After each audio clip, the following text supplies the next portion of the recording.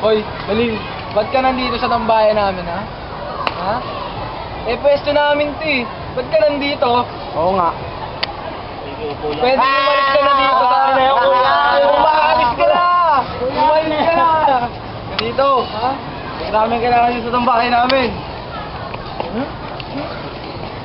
Tambay na lang tayo dito. Oh, Brad! Nandito na naman yung sumbongerong nerd! Kasama naman talaga yung ginawa sa akin, Ha? Bakit, ha? Ha? Ano ba? Ha? Magsusumbong ka pa ba? Ha? Kapagalitan kami dahil sa iyo, Ano ba? Bugin na natin to! Bugin na natin to! Huwag ka na dito, kasaya pa.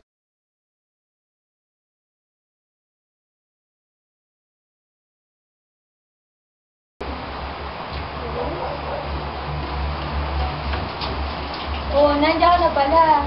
May pagkain na doon sa lamesa, kumain ka na.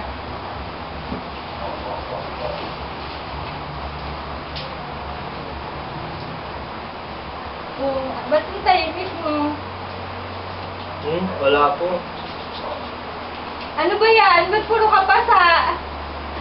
Anong nangyari sa'yo? Bukas na bukas, pupuntahan kita sa school, ha? Aalamin ko kung bakit kami mga pasa.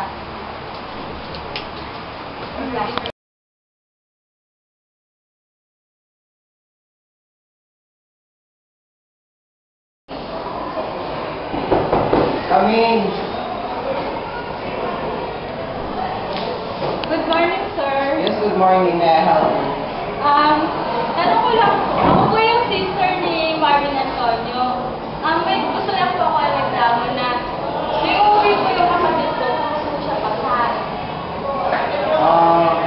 Sige, kakausapin ko yung advisor niya, tatanungin ko rin kung ano yung problema ng Martin. Pero, asahan niyo po na yung kapatid niya nabibigyan ng kagad na agaran na solusyon yung problema. Maraming salamat. Yun lang.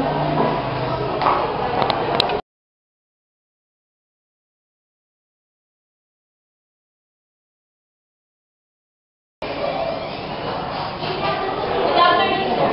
Yes, Miss Aranda, tinatawag kita. For some reasons, dahil may nagreklamo sa akin na estudyante mo si estudyante mo na si Mr. Marvin Antonio ay pinupuli daw ng kapwa ng estudyante. Ay, sir, ito lang naman yung mga kalagang kaaway na magpupulitin. Yung mga estudyante ko rin po, actually nasa loob sila ng isang room.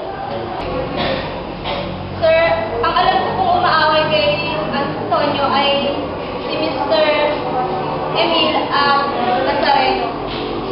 Oo, si Miss Lee. Yes, sir. Kaya akala ko ba nag-aaral ng mabuti sa mga pinto? Nung umpisa ko, ang ganda ng performance niya. Kaso, nung tumagal ang first. Anong gagawin natin niya? Pamangkin niyo pa naman siya. I will take that problem. Sige, tawagin mo si Mr. Emil at gusto ko makausap. Salamat. Ilibig ko.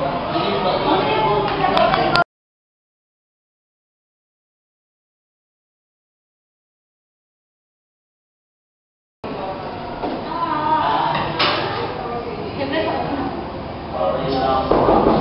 Pasok. Bakit, Uncle? Napatawag niyo naman. Maupo ka. Ano naman ito narinig ko tungkol sa inyo na binubuli mo daw si Marvin? Walang katotohanan yun, Uncle. Ano ka ba? Huwag kang naniniwala doon. Eh, paano masasabi na pumunta dito atin natin reklamo sa estudyante at ikaw yun? Hindi na po ako yun, Uncle. Baka ako ibang grupo lang yun na pag... I will suspend you in my class. Ano ba hindi? Hindi po talaga ako yun. Siguraduhin mo lang dahil sa susunod na malalaman ko dahil isusumbong na ka sa mga magulang mo pag nalaman ko may kasalanan ko talaga sa pakikwento nito. Sige, you may go now.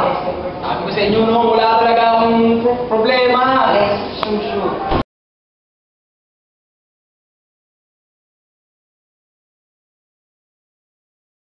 Okay. Uncle, nakawin na po ako. Okay, siya ka na pala. So, totoo nga yung narinig ko sa eskwela na ikaw nga ang gumawa at nagbully kay Mr. Marvin na estudyante ni Miss Arante sa klase nyo. Ngayon, I just had called your parents at sinabi ko na kung ano yung nangyari.